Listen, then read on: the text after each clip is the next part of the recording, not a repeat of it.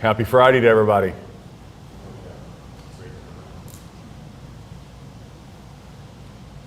One at a time, please. What's the latest in your conversations with Speaker McCall and Mr. Treat? So latest conversations, so the question was latest conversation with Pro Tem Treat and Speaker McCall. We're going to be getting together on Monday, so really excited about that. Just trying to break the logjam. Again, the big picture here is we all want to give teachers pay raises. We all want to invest heavily in education this year.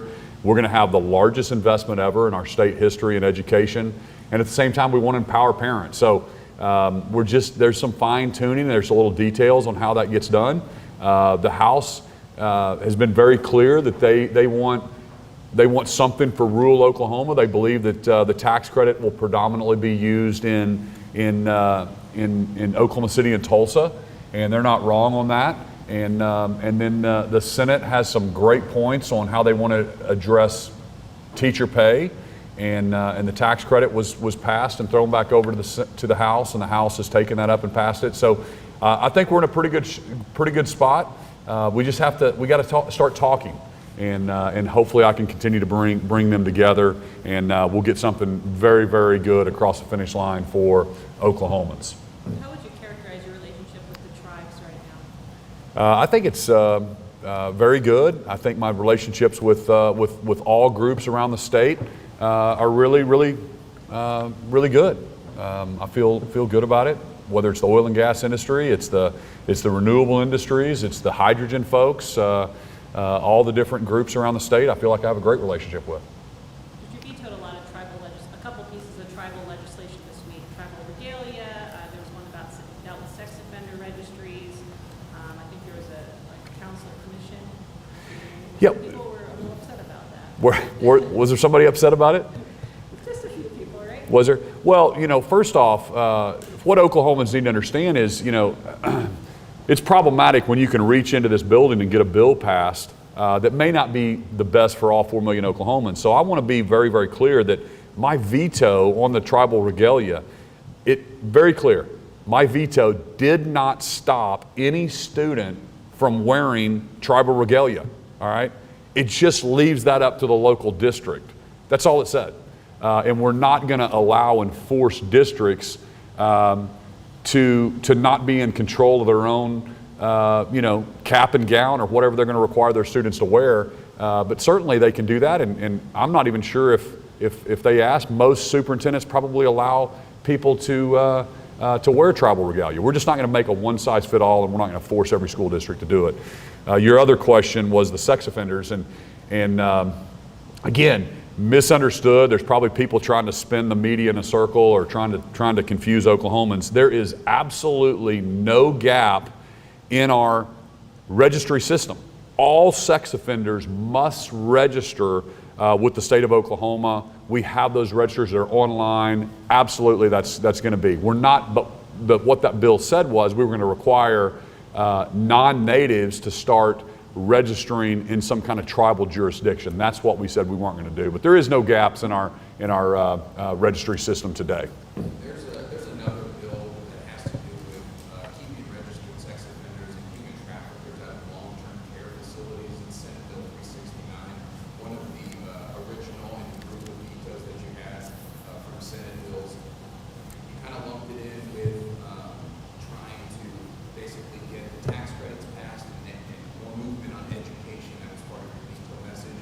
But why would that type of bill get wrapped up in something like that if it's about long-term care facilities, keeping sex offenders and human traffickers out of there? Well, I'd have to look at that specific bill. We can bring some of those back up if we can land the plane here on this session.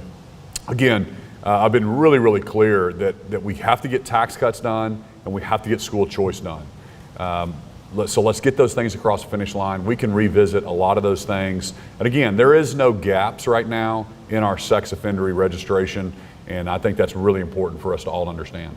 It seems there is some school choice progress. Where does the top stand for the tax I think there's some progress there as well. We've had some conversations. The House has passed several different tax cuts over to the Senate. The Senate has been very thoughtful on how they want to do it. But we've got some signals from them that they're ready to move on maybe a 1/4 point tax cut, and so that would be that'd be a move in the right direction for sure.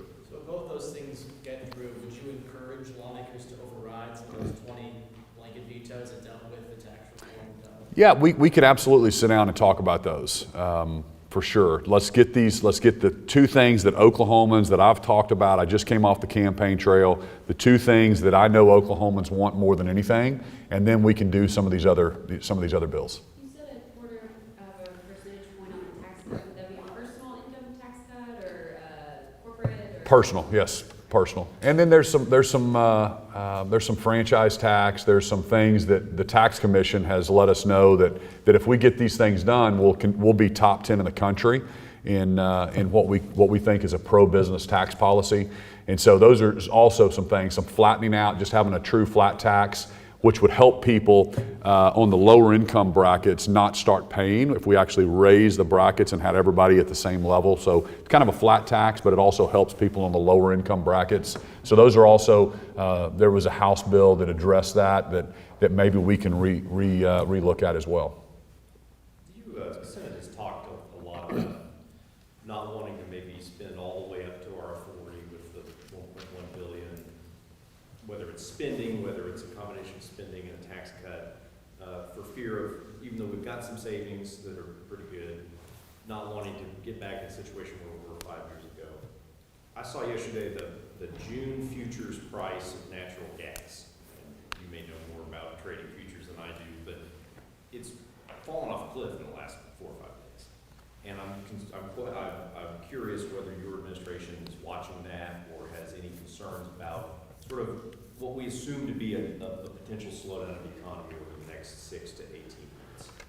You know, there's always some people that are predicting, hey, our economy is going to slow down, and that's why the savings is very, very important. But historically speaking, if we had a $3.8 billion savings account, we'll weather any kind of 2-3 year economic downturn or recession type period. So that's historically, that's why it was very important for my first 4 years was to create this savings account. We literally have $6.2 billion in savings right now. So we're in a really, really good situation. And that's why we absolutely can afford to do a 1/4 point or to do a 1/2 point tax cut or to get rid of the grocery tax.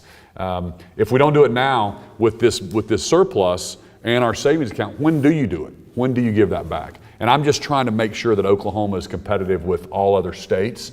Iowa, Arizona, there's several states that are on a path right now that as revenue is going up, they're just slowly ratcheting down the personal income tax. And I don't want to get left behind as Oklahomans, but not worried about that. To your point, I will never cut our expenses.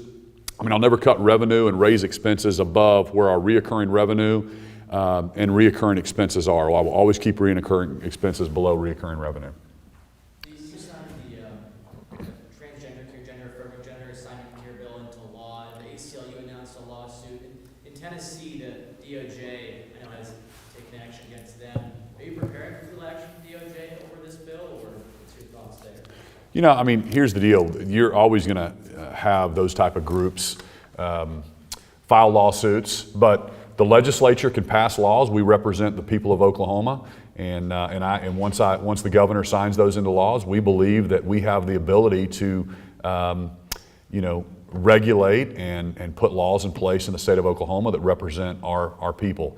And I think Oklahomans overwhelmingly agree with me that minors should not be permanently harmed or mutilated or have gender transition surgeries done. I think Oklahomans agree with me on that.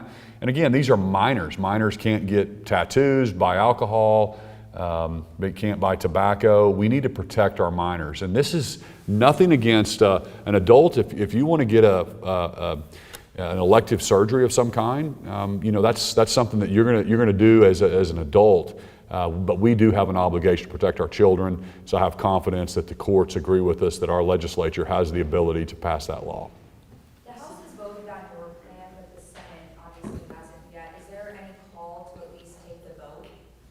Yeah, you know, when I was up here, I think 2 or 3 weeks ago, whenever I rolled out the governor's education plan, and I asked the House and the Senate, let's take that up, let's get this across the finish line. And so I applaud the House. They signed that out of conference with, I think, 75 different House members signed off on that. So basically signaling that they can pass that on their floor.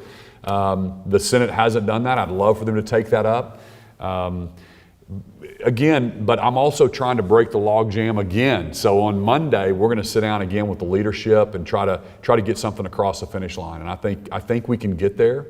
I think there's ability. The House is willing to talk. I think the Senate's willing to still be at the table to discuss how that looks. The Senate, I was very proud of them. I went and talked to their caucus, and they passed uncoupled a tax credit, school choice plan and their education plan. But the problem is that they didn't move far enough for the House's for what the House wants. So now we're still back at the table, kind of discussing those things. Last question. Senate Bill 621 was sent to Conference Committee. What would you like to see happen with that bill? Do you support the existing plan, or are there any changes that you would like to Which see? one is the Senate Bill 621? To create the Oklahoma Workforce Commission. Yeah. We all through the off season, we worked really closely with the state chamber, and we believe that we need one agency or one department and all the different higher ed and the workforce agencies reporting up to one person that can bring education community and our business community together to start training that workforce. So hopefully that gets across the finish line. I'm working with my cabinet. We put another cabinet position available to put a workforce person there. So workforce is probably the number one thing that businesses are always talking about. We need to rethink outside the box on how we train the next generation of workforce and get people that feel like the workforce has moved them by or passed them by. We want to get them re-engaged in the workforce as well. So that's so important. It's a huge initiative of mine, and so hopefully that gets across the finish line to my desk. Thanks, everybody.